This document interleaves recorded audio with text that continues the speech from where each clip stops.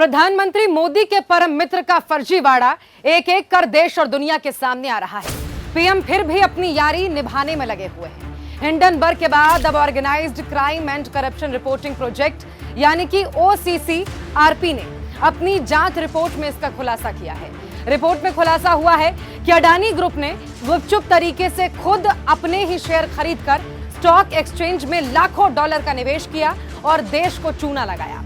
OCCRP ने अपनी report में कहा है कि अडानी समूह ने मॉरिशस जैसे टैक्स हेवन देश का इस्तेमाल कंपनियों के शेयरों को मैनिपुलेट करने के लिए किया।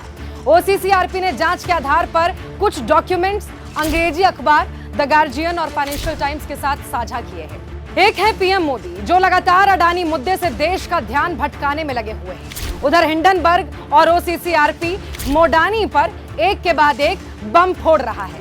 Non profit media organisation OCCRP ने इस बार अडानी ग्रुप पर क्या क्या खुलासे किए हैं, पहले वो समझिए। रिपोर्ट में कहा गया है कि अडानी ग्रुप से जुड़े लोगों ने 2013 से 2018 के बीच अपने ही शेयर खरीदकर भारतीय बाजार में करोड़ों डॉलर का निवेश किया। निवेशकों ने विदेशी कंपनियों के जरिए अडानी ग्रुप के शेयर खरीदे और फिर उसे बेचा गया।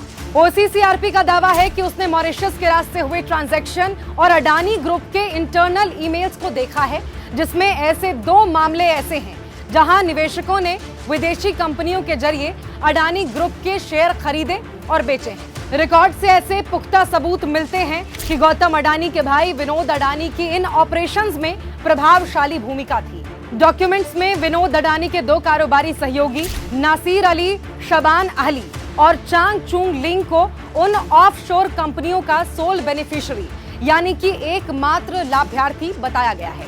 इन्हीं के जरिए पैसे का फ्लो हुआ।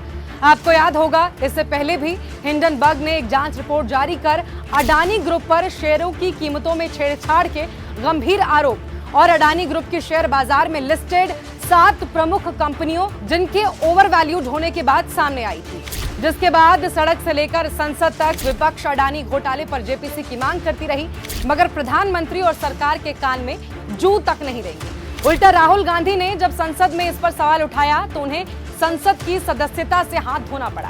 बीते दिनों प्रधानमंत्री की ग्रीस यात्रा से ठीक बाद अडानी द्वारा वहां के बंदरगाहों के अधिग्रहण करने की खबर इसी भ्रष्टाचार का जीता जागता सबूत है।